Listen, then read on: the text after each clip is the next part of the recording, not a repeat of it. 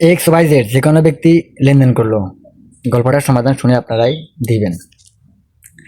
ধরেন যে কোনো ব্যক্তি আহ, একটা ব্যক্তি বিপদে পড়লো, তার সহযোগিতা চাইলো।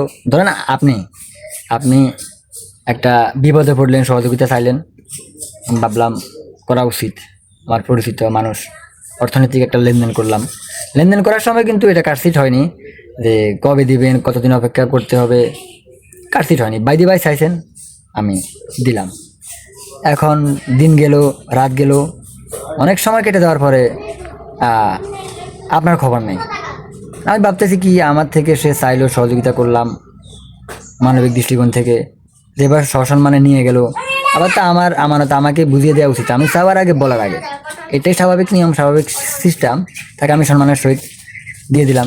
আবার ওই দিক থেকে সে ভাবতেছে কি, যে দেখি তার ধৈর্য কতটুকু, দিন পেরিয়ে রাত, রাত পেরিয়ে দিন, একদিন দুদিন তিন দিন, সেও আমার থেকে চাইতেছে না, আমিও দিতেছি না, দেখি তার ধৈর্য সহ্য ক্ষমতা কতটুকু। এটা নিয়ে একটা সম্পর্কের মাঝে ভুল বুঝাবুঝি, টানাপোড়েন সৃষ্টি হলো, ব্রেকআপ, সম্পর্কটা ভেঙে গেল। এখানে মিস্টেকটা কার? কেন সম্পর্কটা নষ্ট হলো? মাই কোশ্চেন আপনাদের কাছে দিলাম।